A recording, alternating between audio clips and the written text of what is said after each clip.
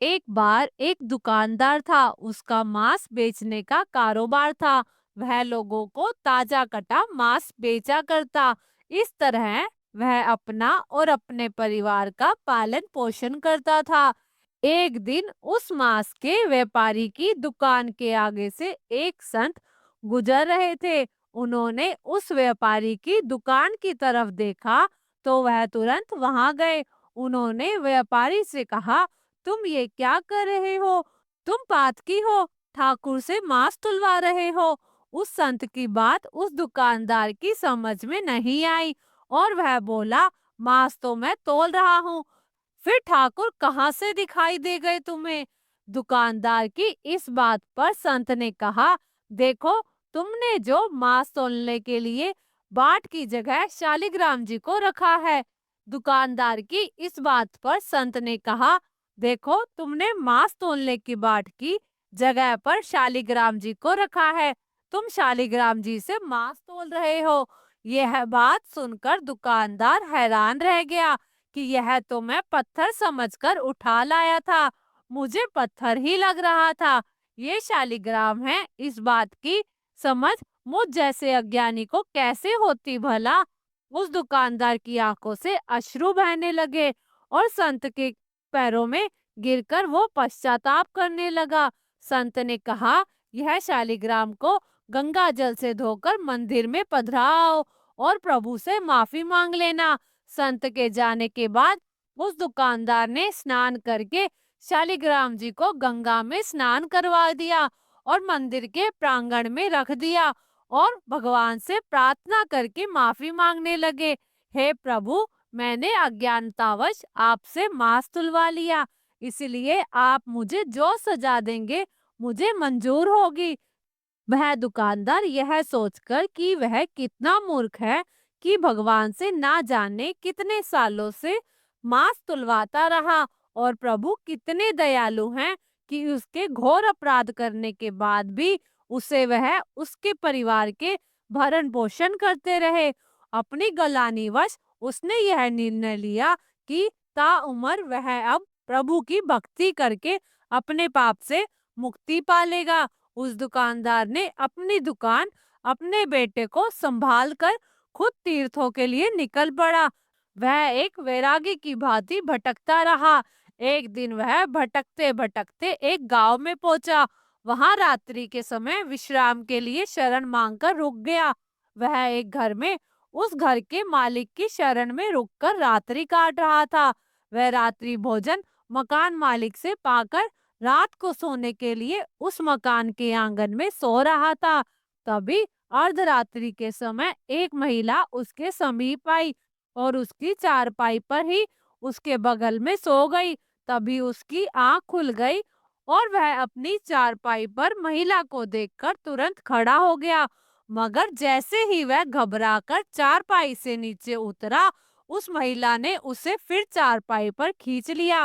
वह महिला बदभावश उसके करीब आती जा रही थी। वह महिला वासना की अग्नि में दहक रही थी।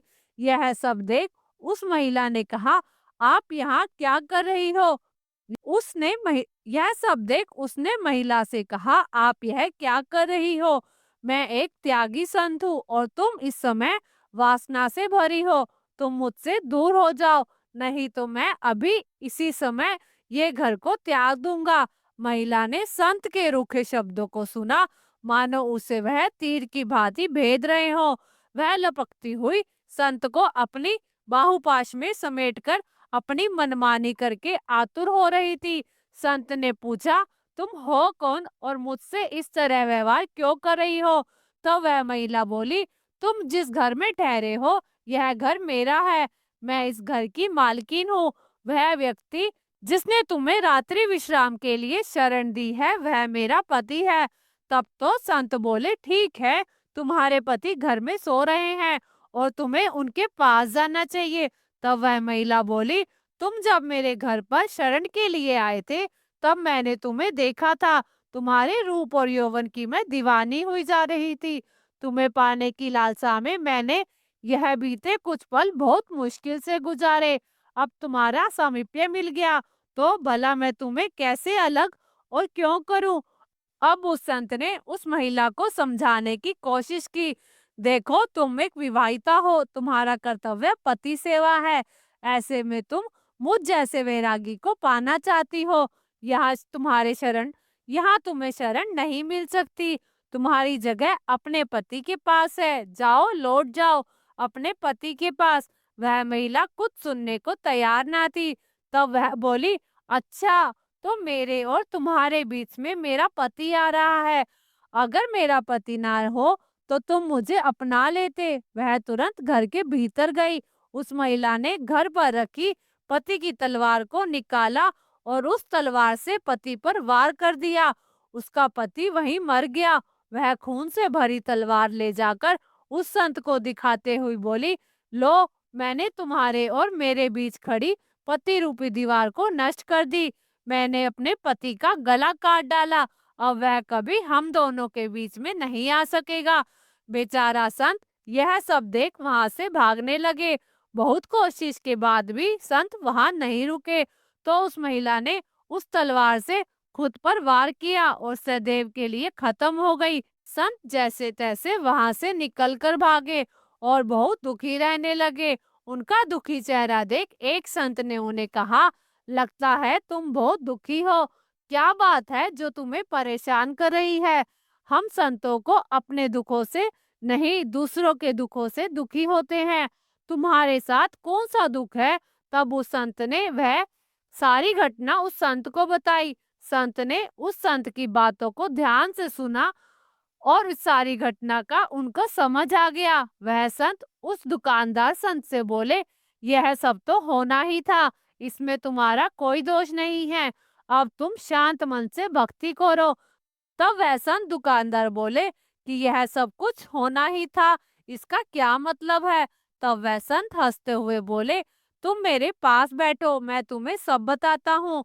उन संत ने उस दुकानदार वाले संत से कहा, यह सब तुम्हारे पिछले जन्म का कर्जा था जो उस महिला ने लिया।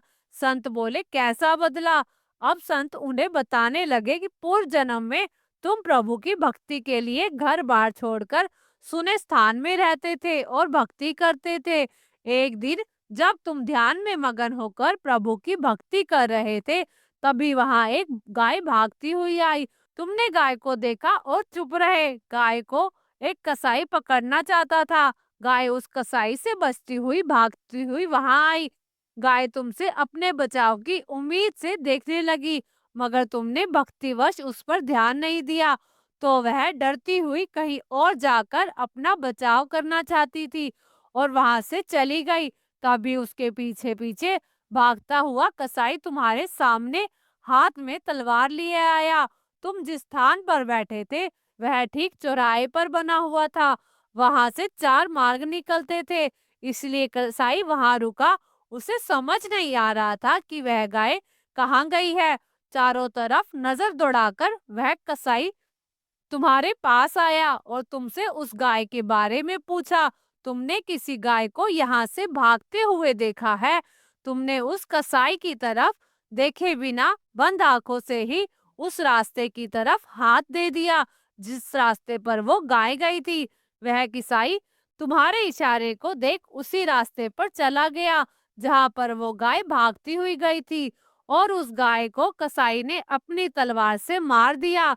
और वह संत दुकानदार हैरान होकर उन संत से बोले, उस गाय व कसाई से मेरी इस घटना का क्या वास्ता? संत हंसते हुए बोले, हाँ, उस घटना से ही तुम्हारी इस घटना का संबंध है। क्या तुम जानते हो वह मकान मालिक वह उसकी पुत्री पूर्व जन्म में कौन थे? अब वह संत विस्मित होकर देखने लगे। संत ने उन्हें आगे बताना शुरू किया। वह जो मकान मालिक था जिसने तुम्हें रात्रि में विश्राम करने के लिए शरण दी थी, यह पूर्व जन्म में वो कसाई था जिसको तुमने गाय या वही कसाई था जिसको तुमने गाय का मार्ग बताया था। इस तरह उस मकान मालिक की पत्नी वही गाय थी जिसका उस कसाई ने कत्ल किया था। वह गाय जब शिकारी द्वारा काटी जा रही थी, तभी वह मन ही मन तुम दोनों से बैर भाव रख गई। बस बदले की आग में दूसरे जन्म में बदला ले लिया। उसने उस कसाई से जो उसका इस जन्म में पति था, उसी तरह तलवार से मार दिया, जैसे उस कसाई ने गाय के तलवार से काटा था। तुमने कसाई को उसका मार्ग बताया था, इसलिए वह तुमसे इस तरह व्यवहार कर रही थी। यह सब जन्मों के खेले किसकी समझ में आते हैं। इंसान अपने बुने जाल में ही उलझा रहता है और दुखी हूँ, मैं दुखी हूँ, दुख का रोना रोता रहता है। दुख सुख हमारे पूर्व जन्म के जन्मों में बोए गए बीज हैं, जो इस जन्म में आकर काटते हैं। रे मन, अधीर ना हो, ना दुख सदा रहता है और ना सुख सदा रहता है। दुख के बाद ही तो सुख आता है, और सुख के पीछे दुख भी छुप कर बैठा होता है, जो हमें अहंकारवश नजर नहीं आता। ना दुख में मुरझाना, बावरे, और ना सुख में मतवाला बनना। सब नियत के हाथ में है। सुख दुख मौसम है, आते जाते रहते हैं। मन के मारे हार है, मन के जीते जीत। अपने आप को सदैव इस तरह रखो कि सुख दुख की इस श्रृंखला का आप पर कोई प्रभाव ना पड़े। वीडियो अच्छी लगी तो वीडियो को लाइक करें और चैनल को सब्सक्राइब जरूर करें। जय जय श्री राधे।